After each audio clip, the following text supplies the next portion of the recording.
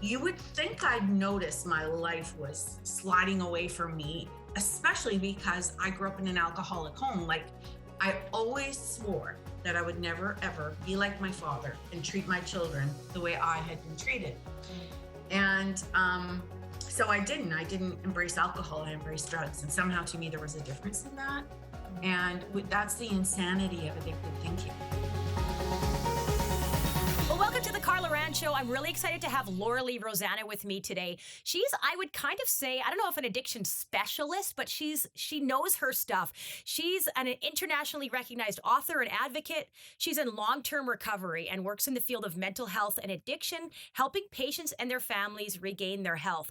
Lorelie hopes the honesty found in her books, and these are the names of her books: Jagged Little Edges, Jagged Little Lies, Jagged No More, and your children's book, Gracie's Secret, will inspire people to reach out for support. And if you want to learn more, you can visit www.jaggedlittleedges.com. So, welcome to the Carla Rand Show, Lorelie. Thank you, Carla. Thanks for having me on today. Yeah, I'm super happy. It's been kind of a long time coming because I actually had someone reach out to me and say, you got to connect with this Lorelie lady. She's helped me so much with addiction and things. And so I thought, oh man, I gotta check out what she has to offer. And everything I've seen from you has just looked really good and really helpful. So Lorelie, I want to talk about addiction, but first, can you tell us a little bit about yourself, like where you grew up and your family and stuff? Sure. Like the introduction said, I'm in long-term recovery. I've been clean and sober for 24 years, and in these last 24 years, I've decided to stop hiding and live my recovery out loud. I just think it's so necessary, especially now. But before that, I like it's almost, Carla, like living two lives. The life I lived before I got clean and sober was I'm one of three children, and I grew up in a regular family. My dad had a really good job. He was in management, and he had many employees under him. And at 6 o'clock in the morning, he'd head out the door with his suit and tie on, and at 5 o'clock in the afternoon, he'd come back, and the suit and tie would come off, and the bottle would come out, and he would drink until he passed out. Mm. And I just thought that was kind of normal, and everybody's family did that. I didn't really have any idea that that wasn't happening behind every door across North America. Mm. So, growing up in an alcoholic family comes with problems, and I know that's really simplifying it. I, every family with addiction is probably a little bit different, but some of the things that will follow children growing up in addiction is no real sense of self, low self-worth, poor self-esteem. They're emotionally hungry because you really can't get your emotional needs met in a family with addiction, because everything's about the person with the addiction in those families. It's about making sure you don't say anything to upset them. You learn to walk on eggshells. Mm. You hide your emotions, you kind of shut them down, and you keep a lot of secrets because you don't want people to know what's happening in your house. So you learn how to put on that smile and show the world you're okay. You become a people pleaser. You have no boundaries or poor boundaries. So that means in your later life, your relationships are going to be challenging. People can take advantage of you, Mm. and so on. So, happy childhoods and addiction don't go in the same sentence. Now, that's not blaming my family, because they did the best they knew how at that time, which is why I've decided to recover out loud. Because I think when we, as my old Angela says, when we know different, we can do different, right? Mhm. Um, yeah. So, anyways, I was a teen mom, and I was in high school and I had my first child, and then I was still very young when I had my second, and I brought everything I learned in my growing up home into my married home. And to say that went badly would really be an understatement. Mm. Again, I was doing the best I knew how. And what I knew is to not tell anyone anything, and to try to navigate my problems by myself, and to keep everything a secret. And then during that time frame, somehow I had really become a victim in my own mind. So I had embraced victim mentality. Now, if nobody knows what victim mentality is, it kind of goes like this. poor me, like if only other people would change, I'd be okay. And so you start to tie your emotional well-being to the acts and choices of others. And so, I spent a lot of time like that. And if anyone is vulnerable to addiction, that really feeds addiction. And so, the first time I took a drink, that poor me went away and all my troubles went away. And as a matter of fact, I felt for the very first time in my life equal to other people. And I cannot tell you what a feeling that is. It's like maybe being blind all your life, and then one day you put eye drops in and you can see, and it's mind blowing how Mm. intoxicating and how that feels. And so after that, I chased that feeling for the rest of my addiction. And addiction's progressive. And so as the years went by, I became sicker. My behaviors became sicker. The consequences became harsher. And eventually I came to a point where I lost everything, including myself, so that's just a little bit about, and I know that's really quick, but that is a little bit about what it was like. And I guess the other thing I want people to know is that you would think I'd notice my life was sliding away from me, especially because I grew up in an alcoholic home. Like, I always swore that I would never, ever be like my father and treat my children the way I had been treated. Mm. And so I didn't embrace alcohol, I embraced drugs. And somehow to me, there was a difference in that. Mm. And that's the insanity of addicted thinking. Um, and so addiction is an illness that really it embraces denial. And so this whole progression that I was going through, other people could see, oh my God, Lorelie, holy smokes, like you're skinny, you look sick, where are your children? Oh my God, what happened to you? And in my mind, I'm thinking, what are you talking about? I'm fine. There's nothing wrong with me. Why are you being so cruel? And so their addiction lied to me in the saddest voice. It lied to me in my own voice. And that's what happens in addiction. It lies to you in your own voice, and you protect the illness and you push away everyone who loves you. And so, it's more than drugs and alcohol. It's a real lifestyle. So in 1997, I came to a point in my addiction where my children were gone. I wasn't a fit parent. I had nowhere to live. I had been evicted. I had no money. I'd lost my job again. Mm. My spouse had left, and he was the only person maintaining my addiction at that point. He was paying the rent and paying the food. And as long as he did that, I could keep the little bit of money I made and keep the drugs coming in. But when I lost all of that, I spent a night under a cement ramp. And I'll never forget that night. I went in and I'll just never forget that night. I went in and I was cold and I was scared and I was desperate and I felt hopeless. And the only thing I could do is keep praying that things would get better. And when I crawled out of that place the next day, that experience of being on the streets that night was so hellish for me. The tiniest little change took place, and it was called desperation. Mm. Because when all my enablers stopped, I was finally able to feel the consequences and the reality of my addiction. And that was the very first time in my life that I could actually look at what had happened and see and recognize that I really did need help. So, Wow. Yeah. yeah. Thanks for sharing that. That's really interesting. So you became an addict because you lacked, like, you felt like there was something wrong with you, or you felt like you were a victim. Is that, like, can you tell me again, like, what exactly caused you to reach out and start the drug addiction? Well, I don't think I didn't consciously become an addict because I felt like a victim, or because I felt like something was wrong with me. I consciously didn't know that.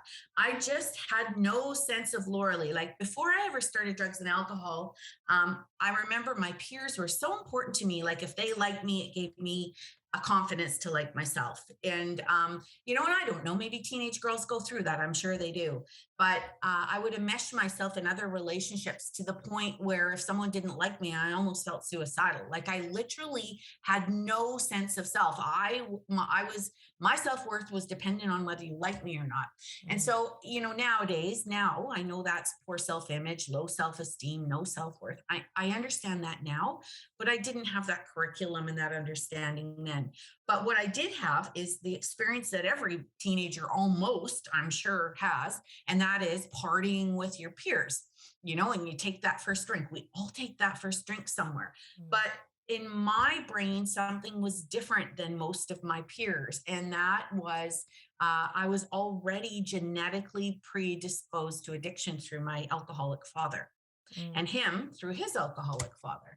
Now, not everybody comes into addiction through genetics. I mean, lots of people come in because they've had sports injuries or trauma or PTSD or other ways. But for me, and I probably did have trauma and PTSD from my growing up years too, but I didn't know that either. I just knew that the very first time I took a drink, my skin fit. It fit for the very first time in my life. And that moment I took that drink and then had another and another, I didn't feel ugly anymore. I felt beautiful. I didn't feel like I didn't fit. I felt like I belonged. Like something happened inside of me that had never happened to me in my entire life. And it was a feeling that was so intoxicating. I chased that feeling for the rest of my addiction.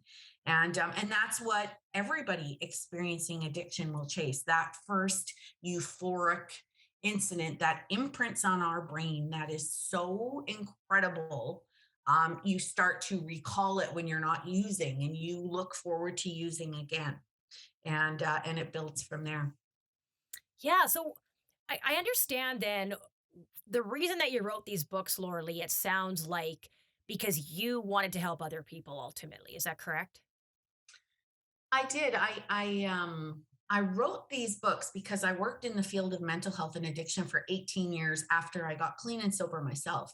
Mm. And if you ever want to put the puzzle pieces together of addiction, because it's so much more than putting down the booze and drugs. But if you ever want to put the puzzle pieces together, work in a facility like mental health and addiction, because you can really start to see how the whole package fits together. And in my understanding of what was happening with addiction, I also understood that 99% of our population doesn't get it. They don't understand addiction, including the people struggling with it themselves. So I wanted to give a safe venue to people because, the other thing that really promotes addiction, the other two things, is shame and stigma. Most people that are struggling with addiction will not tell anyone. They're so ashamed of themselves and they think that they should be able to stop that sort of thing on their own. Families hold that thing secrecy. They don't want people to know, so they don't reach out for help. So Mm. I wrote the books because I realized that for book one, I had a lot to say about addiction and I wanted to provide a safe way to do that. And so as I was writing Jagged Little Edges, and I had no idea it would be so healing to my own self either. I mean, I was crying buckets of tears and going through that entire process again. And it really was so healing to me. And I've heard that from so many people that read my books. Mm. But it really opens the door to take a look at the honest impact of addiction on the person with it. But as I was writing, I realized, like around page 3 or 400, oh my gosh, there's no way I can put this all into one novel. So I wrote Jagged Little Lies because I needed to bring in the family, because in addiction impacts everyone. Addiction is a family illness. It's not a singular thing. The person that you see on the street putting a needle in their arm or sleeping under a blanket has a family that loves them, and they are extremely affected by this. And when you love someone with addiction and you stay in that relationship, it isn't like love makes them better. It's that family starts to make compromises and live in situations they said they would never live in. And so what happens is families become sick too. And so now instead of one person being controlled by addiction, we have the entire family being controlled by addiction, and that can be generational sometimes. So I wrote Jagged Little Lies to bring the family in and give them a safe place to look at what is happening in their own life, and if they want to make changes, how they could do that. And as I was writing Jagged Little Lies, I thought, oh my gosh, there's so much more than the person struggling with addiction and the family involved in that. There's also recovery, and we need to talk about that too. And so that's why I wrote Jagged No More. So that's kind of how those three books came to be. And in that process, they really kind of wrote me. Mm. um, and I'm writing a fourth one now. But yeah, that's why I made the decision to write those books, because again, if I could tell you all the messages I get every day for years now about people who are in the same shoes I was, and but they don't want anyone to know, and so they kind of stay stuck with this. So a book is, some people aren't ready to reach out to a treatment center. Some people aren't ready to go to a meeting, but a book is a safe place to find the tools to do that and encourage you to take those next steps. And you said something really interesting, Lorelie, when you were kind of describing your journey. You said that once you no longer had anybody like paying your rent and your food, and you were basically like, you called it enabling. In a sense, they were enabling you to continue with a drug addiction because you had enough money to buy your drugs and still feed yourself and, have a roof over your head. That's really interesting because we don't hear a lot of people talking about enabling. We talk as a society and as a culture, and just in general, more as how can we help these people? How can we help these people? Um, what would you say about that? Sort of like the balance between enabling and helping. Yeah, well, addiction can't thrive without an enabling system. Like, you always need someone to help. Like, as I was getting sicker and sicker and sicker, the consequences were getting worse and worse. So I would accrue DUIs. I'd need someone to pay my lawyer fees. I'd need someone to pay my fines. I'd need someone to pay to get my car out of the tow facility. I'd need someone to pay my rent because my purse got stolen again. It was all so many lies. But and I turn to, we turn to our families first because they're usually the people that will facilitate that enabling. But sometimes families get help, and then the enabling stops. And then sometimes we start stealing, or women may start prostituting, and there's all sorts of things that will enable addiction. But right now, where I live on Vancouver Island, it's really, really sad and scary to see what's happening, because our government is the enabler now. And I know I'm going to get a lot of heck for this term, but I don't know how to describe it any better. When I got clean and sober, the only reason I got clean and sober is because everybody stopped. They stopped taking my calls. That all doors to me closed. I knew I was loved. It wasn't that I wasn't loved. I was loved, but my family did the hard thing, which was the right thing. My dad by now was sober. My mom had gone to Al Anon. My partner was getting therapy for himself. And they all said, we love you and we will not enable your disease. But if you want rehab, if you want to go to treatment, we will provide that for you. So every single door closed on me. I couldn't manipulate them anymore. They refused to enable me.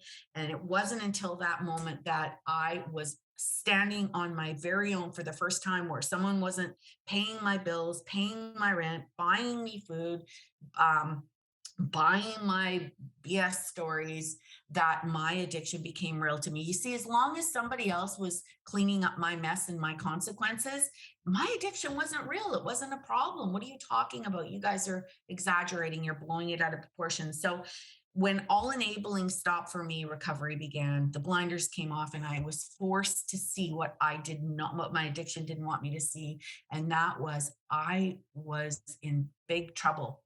And I was also at a position where I owed some really scary people money. They were after me, and I knew that the consequences to me were going to be super harsh. So I went into treatment because I needed a place to hide, because I wanted some withdrawal medication. And I figured in treatment, what would happen for me is I'd go in there and I'd manipulate the people in there. I'd borrow some money. I'd get some meds to feel better again. I'd get a shower. I'd get my family on board. I'd get them to rent me a place. And the minute that was all done, I was going to walk out of treatment and start using again, because I couldn't imagine giving up drugs and alcohol at that point. So but when that didn't happen, and when the people in treatment saw through me, and when they told me, when they held me accountable, and when my brain had a chance to heal, and when the psychiatrist had a look at me, and when all of these pieces fell into place, and when I was in group therapy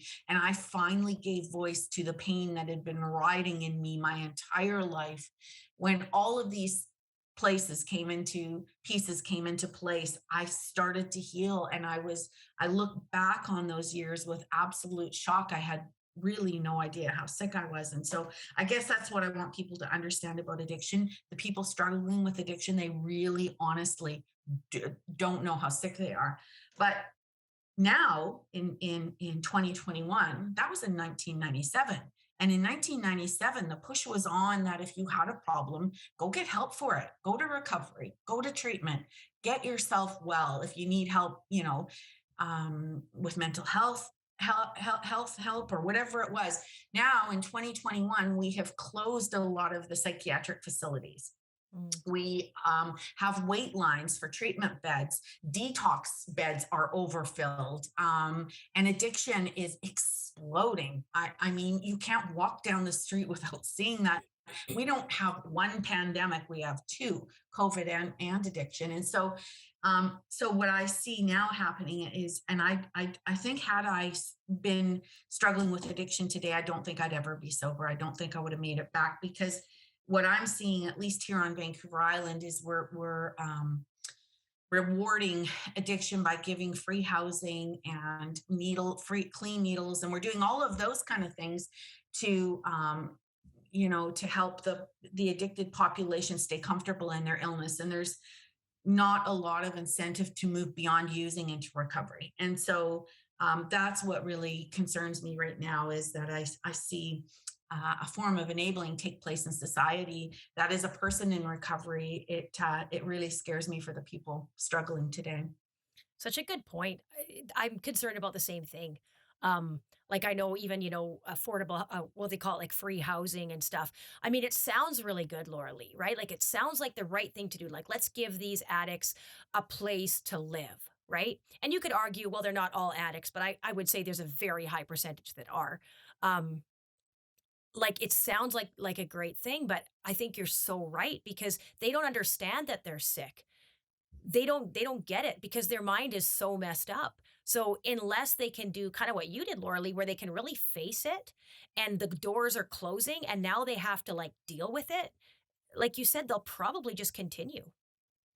Yeah, and right now fentanyl has changed the game, right? So rock bottom is kind of a myth now. I mean, we're losing so many people to overdose. So I understand the harm reduction theory, and I think harm reduction partnered with abstinent-based recovery, or recovery, would be a great thing. But what I'm seeing is it's more, let's give them the drugs, let's give them the housing, let's keep them comfortable in their illness, instead of taking them by the hand and saying, let's help you get into treatment. Let's put you into aftercare. Let's go into intensive outpatient therapy. Let's get you a mental health assessment. Let's get you a mental health support team. Let's help you reintegrate into society a year or two down the road. Let's help you make this transition. Instead of giving another clean needle, that is the process I'd like to see happening. And I don't see it happening. And so, because of that, what I see happening is I see addiction exploding everywhere. And, there's this housing first initiative. Well, I'm going to tell you, housing isn't the issue with addiction. Addiction and mental health problems are the issue with addiction. And so we can't do housing first. We can't house our way out of an addiction crisis. We need to have those supports in place and bring people into treatment, and really do a thorough assessment, because most people or a good majority are also struggling with mental health issues. So we've got to treat that at the same time as we treat addiction. And then they need a ton of support for a very, very long time going forward if they're going to be successful. And that's going to take a terrific amount of money and it's going to take a terrific amount of support. But the thing is, what we're seeing is if we don't throw those resources into that, we're going to keep experiencing the overdose crisis we're in. We're going to build more supportive housing that's going to get trashed and attract more people into the community. And then we have a community that's paying the price too. And they're also getting sick from this. And so, I think at some point, and I know it's in our politicians' hands and I know it's in our policymakers' hands, but I keep praying that we're going to have someone show up in their seat that actually cares more about the people going through this than they do about the politically correct thing that they need to be doing. Because if somebody somewhere doesn't do something, this is going to continue to get worse. And I can't imagine how that would be because we're at such a crisis already. Yeah, I agree, Lorelie. I just see so many people, like even in our little community, I'm seeing more and more homeless people, more and more addiction. It's scary, and I don't know, like with having like cannabis being legalized, how much that is like if that's helping at all. I would guess not. I don't know if you have anything to say about that, but it just like that kind of shocked me when they kinda legalized marijuana and stuff. I just thought, "Man, like, I don't think this is gonna be helpful," but maybe what's your thought on that? Just curious. Well, I don't know. I think I really don't know. I mean, for me, I'm abstinent of everything. I can't Mm, take one thing and then change the way I'll change the chemistry in my brain, and then things will start up all over again for me. For some people, cannabis isn't a problem.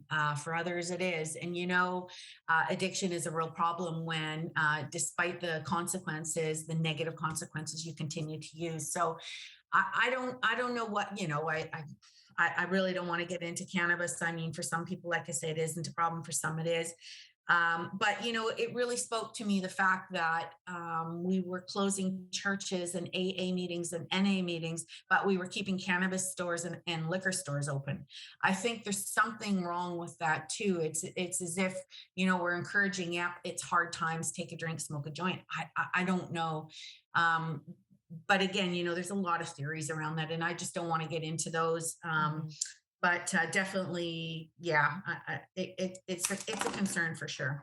Yeah, and I think, like, kinda what I hear you saying, and definitely, like, what I've heard is that it's really not about the addiction. There is a mental health issue there. And the addiction to the drugs or the alcohol or whatever it is makes that mental health problem worse. What would you kind of say about that? Well, I think they definitely feed off each other. For me, growing up in an alcoholic home had caused an anxiety disorder. Now, and I think most humans feel anxious from time to time, so I didn't know I was any different. Mine was probably a little higher than others, though, and so like I said, when I took that first drink and then drug, that all that stuff went away, and it was so nice to be able to breathe deeply and feel happy inside. So, but yeah, I think most addiction does go hand in hand with mental health issues, and that's why it's really important to get a thorough assessment by professionals and identify what is the driver, because addiction's always got a driver. Again, it's not about the drugs and alcohol. Something is driving this self-sabotaging behavior, right? So, and that's really needs to be identified for anyone to have a chance to live a life in recovery. Hmm. So, what would you say then? I mean, we've kind of talked about this. The best way then to help with these addictions, you'd say, like, number one, stop enabling, right? So whether you're a parent, whether you're um like in whatever way you're connected with the addict, you really need to stop enabling them. So I guess that would be a lot of tough love. Um what are some other ways do you think that we can best help people with addictions? Well, I'm going to take the word tough love has really been misrepresented, Mm, because people think tough love means kick them to the curb and don't ever speak to them again and don't love them. And that is not at all mhm, helpful.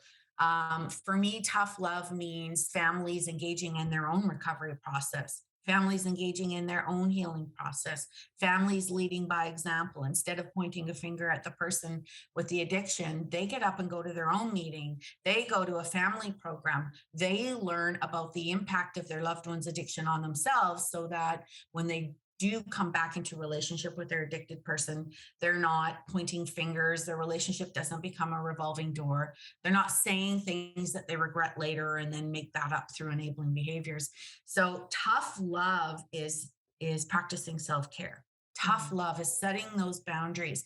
Tough love is understanding that enabling is aiding in the demise of the person you love. And so, how do you do that? How do you keep that? How do you support that? Because you have to understand that the family and the addicted person are doing the same thing.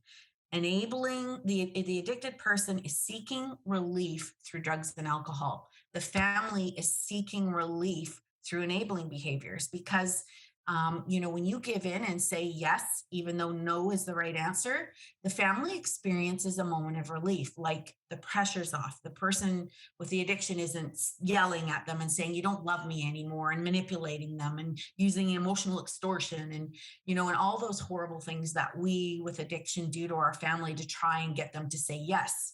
And so that's a lot of pressure on the family. And eventually they give in just to have a moment of peace.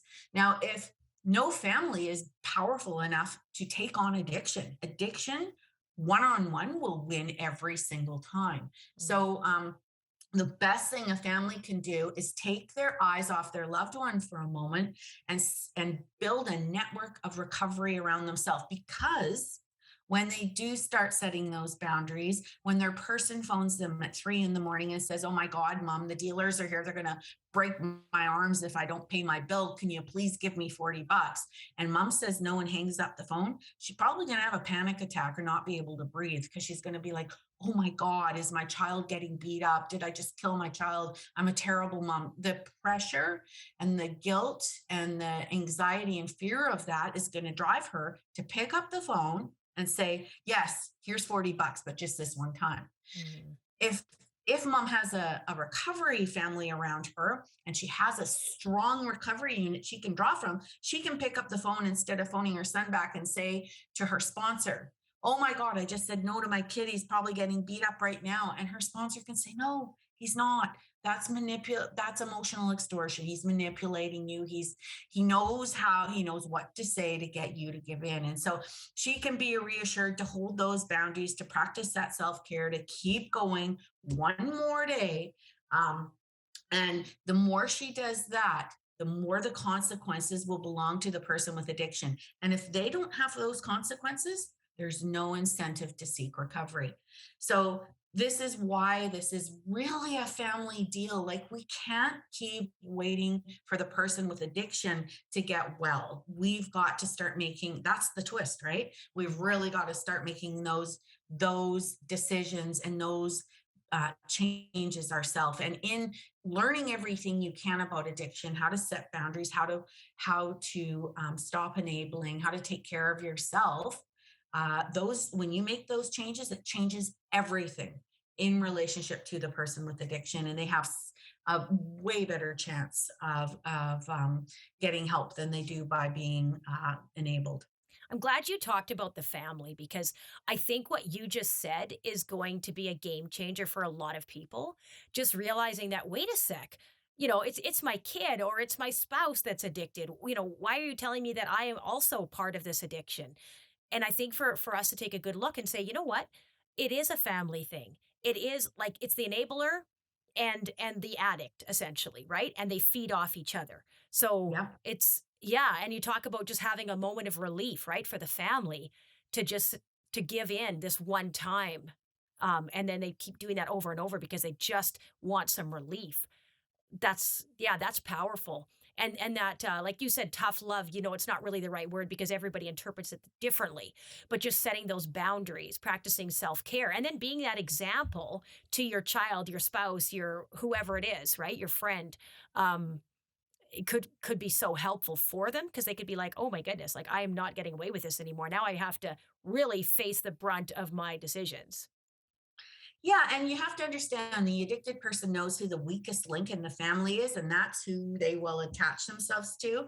So oftentimes it's mom, sorry, mom. It's Hmm. dad and grandma and siblings and stuff too, but a majority of the time it's mom. Just I think because we carry those babies in our body for so long, there's a little bit of a different relationship. And so then all of a sudden, mom and dad are in trouble now. Dad says, "Would you stop it? We said we weren't going to give him any more money." And so mom's starting to have harsh feelings about dad. Well, maybe if you were a better dad, he wouldn't be like this. And now mom's keeping secrets from dad. And now mom's spending some of the retirement money. And now, and so now we don't just have an enabler and an addicted person. We also have a marriage that's in trouble, Mm. and so families fracture over this stuff. Sides are chosen. And so what I really encourage mom and dad to do is be a united front, to be both engaged in their own recovery process and to stay strong together. Because if the addicted person knows who the weakest link is, and that's who they'll phone every time, that will be their go-to person every single time. And that person starts eventually becoming just as sick as the addicted person. They keep their secrets, they enable them, they bail them out. Their well-being becomes dependent on how that person's doing. So if the addicted person's having a good day, they're having a good day. If the addicted person is really down in the dumps, they do everything they can to get them out of the dumps. Like Mm. their well being becomes tied to the sickest person in the family. Mm. So, there's it's so much to learn. But I really want to say there's also so much hope because although we can't make our addicted loved ones well, we can change our reaction and our response in that relationship. And that really does change everything. And so recovery really is possible for everyone across the board. I'm glad you said that about the hope, Lorelie, because I do think there is a lot of despair around this. What like where can people go? I mean, obviously they can get a hold of your book. Where would they go to do that if they just wanted to like, get one of your books or all of your books? Where's the best place for them to go to do that? Probably Amazon. That's the easiest one. They can go to, if they're in Canada, amazon.ca and just Google it or type in Jagged Little Edges Mhm. or Lorelie Rozzano, but probably Jagged Little Edges. And all my books will come up. Or if you're in the United States, amazon.com, and they're in Australia and different parts of the world. I do have a website too, www.jaggedlittleedges.com. Mm. And the other thing is, if you are in a position where you do feel like you want to learn more, but you're not really ready to step out and join a group or ask for help or even make any of those kind of big changes that can seem pretty scary when we've spent a large portion of our time keeping this a secret. You can follow me on Facebook because I have new posts every day about addiction and about recovery and about family and about all of it. And you can read through the comments and understand. I guess I just really want you to know it used to be 1 in 7 families struggled with addiction. I'd say it's probably more like 1 in 5 now. So there is comfort to be taken in the fact that you're not alone, and there is really so much help for this if you know where to look and how to reach out. Yeah, and if somebody doesn't know where to look, um like, maybe they're not from BC or is there a place that you know of where they could reach out, or is it best just to maybe send you a message and you could try to connect them, or like, where do they start if they're just really struggling and they're like, oh my goodness, what Lorelie's saying is just really resonating with me right now. Man, I could sure use help right now. I'm feeling desperate. I'm feeling all those things. I'm feeling like I'm being an enabler, or I'm an addict, or whatever. Um, where would you send them, Lorelie? Well, they can reach out to me and private message me on my Facebook page, Mhm. or if they're looking for help, for detox, for treatment, or AA. Like if they think they've got a problem with alcohol, they can Google their nearest AA meeting if they're ready to do that, or Google detox, or if they just want to talk. There's open meetings. Families can go to Family Anonymous and Al-Anon and Nar-Anon and Smart Recovery, and there's so many programs out there. Here's the thing, though. When you are involved with addiction, there is such a cloak of shame and secrecy. And so it's so hard to make that very first move, to just reach out open the door to a meeting and go. Just reach out and tell somebody I need help. I can't even begin to tell you how powerful and life changing I need help is. But to get there is really, really super hard. And so sometimes it's easier to maybe message someone or talk to someone anonymously or things like that. So whatever you're comfortable with, just, that's the big thing. If you're ready to go to a meeting, Google meetings in your area, Google rehab facilities, phone them. You can call a rehab center and they can tell you where the local resources are in your community. It doesn't cost you anything to do that. They can point you in the right direction. That would probably be your best bet. You can also call mental health and addiction in your community. If you're worried about a loved one's mental health, you can call the mental health support teams. There is a lot of resources. Or if you really don't know where to go or who to turn to, private message me and I'll see if I can't help you out. Mm. Thank you so much, Lorelie. Is there any kind of closing words you have for us about any of this addiction, mental health, any of that? I really want to leave you with the fact that there really is so much help and so much hope and you know, to learn all you can, to know that there's absolutely no shame in getting well. And the only way you can fail at recovery is to quit trying. I love this quote. It speaks so much to me. And I think it's a Japanese proverb, but I don't even know who wrote it. So unfortunately, I can't attach the author's name to it, but it's simply this: fall down 7 times, stand up 8. Mm, good. Yeah, I love that. Thank you, Lorelie. Thank you for sharing with us today. I just really appreciate you taking the time. Well, thank you so much for having me on your show, Carla. Yeah, it was my pleasure. Thank you for tuning into the podcast today. I absolutely love that you joined us. I love being able to record these, and I love our guests. It's been so much fun. So thank you. Please like it, share it, comment, do all of the things that you feel like you want to do if you enjoyed this podcast. I really, really appreciate that. And this podcast has been brought to you by my company, Power Fitness Online. So everything that we do locally with our workouts, with our group nutrition coaching, and with all of the other fun events and stuff that we run, we put all of that online. So now you can access everything, even if you're not locally, don't live in our area. So my coaches and I and all my staff, the whole team, we are putting so much work into these workouts. We're filming 5 fresh workouts every single week so that you never have to do the same workout twice. We're also doing group nutrition and personal nutrition coaching so that you get exactly what you need. And you know what the best part is? It's the community. The absolute best part is just knowing that you have the support, that you have the encouragement, that you have everything you need to succeed. So go to powerfitnessonline.com.